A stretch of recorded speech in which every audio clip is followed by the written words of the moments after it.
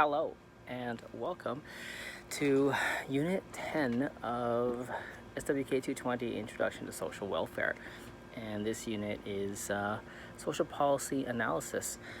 The readings for this week are Graham, Shear, and Delaney, Chapter 8. Okay, and again, this is just a short video meant to help you frame your reading while you frame your thoughts while you read. And as you can tell, I'm in a tank top. It's very warm. I think it's something like, oh my gosh, what does my watch say it is? It's 31 degrees. Whoa, and we're not even at the high yet for today. So, hot summer. For those of you taking this in winter, sorry. Okay.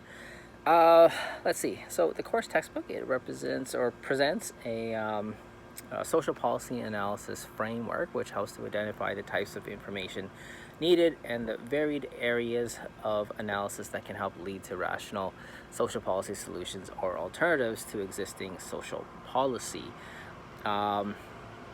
There's a number of stages, according to Graham, Shear, and Delaney. Sorry, I'm in my backyard and there's a truck going by, FedEx truck. So those stages are and these are not exactly linear or circular, but they are identify the problem, locate the problem, determine context of problem, evaluate policy framework, assess general perception, situate the problem, review existing services, understand service user experience, and then adapt and innovate. So that's the framework that they supply. And then there's a whole bunch of models that are described in the text. It's really a really fun text or chapter to read. It identifies 7 models to social policy analysis from theorists such as Rain, Gill, Worf, and Mackenzie.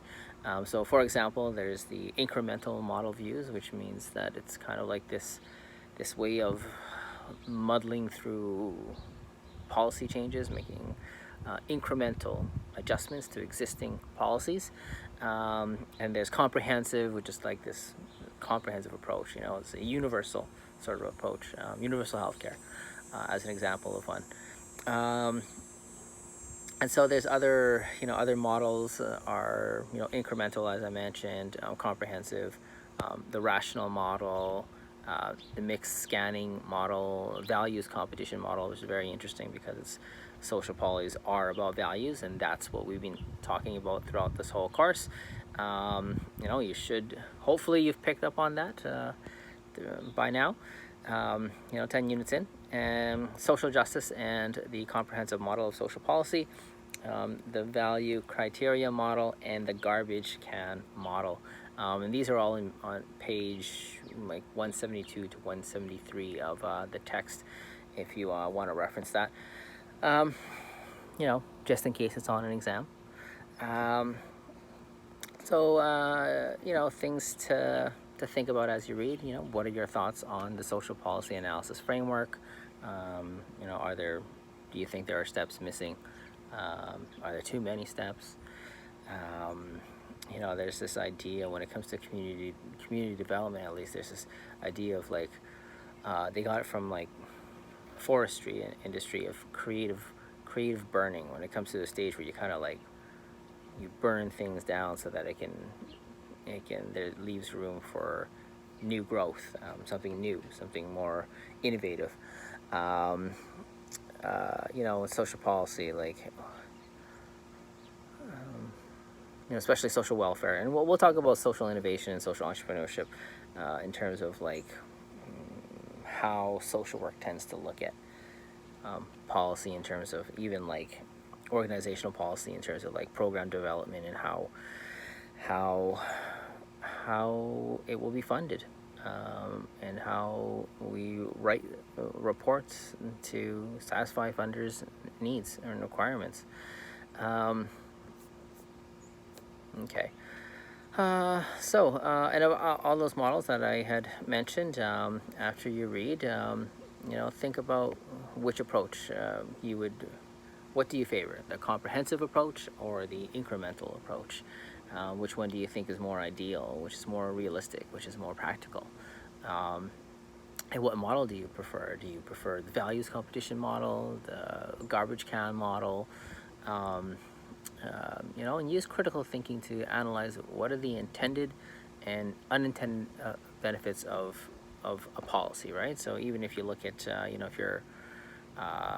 if you volunteer or you work anywhere and there's certain policy, like say, I don't know, say if you work on a crisis stabilization unit and everyone must shower for a bed bug policy. Um,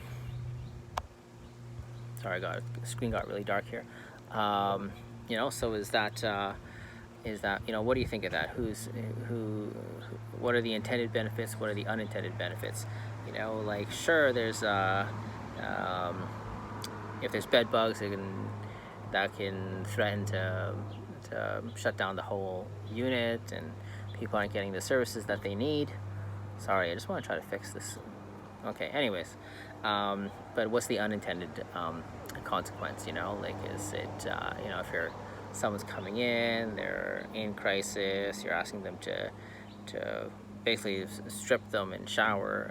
Is that, I don't know, is that humane? Is it ethical? Is there enough research to say that showering will get rid of bed bugs? I don't know. Who benefits and who doesn't benefit, and what are the unintended consequences? So think about that as you look at social policy analysis. Really, this chapter and every chapter, but this chapter, it really focuses on critical thinking, and just because a policy is meant to benefit something on the surface, it may seem pretty simple, but really take a look at it and see what are the unintended consequences. Okay, all right, I will see you next week. Oh, for this chat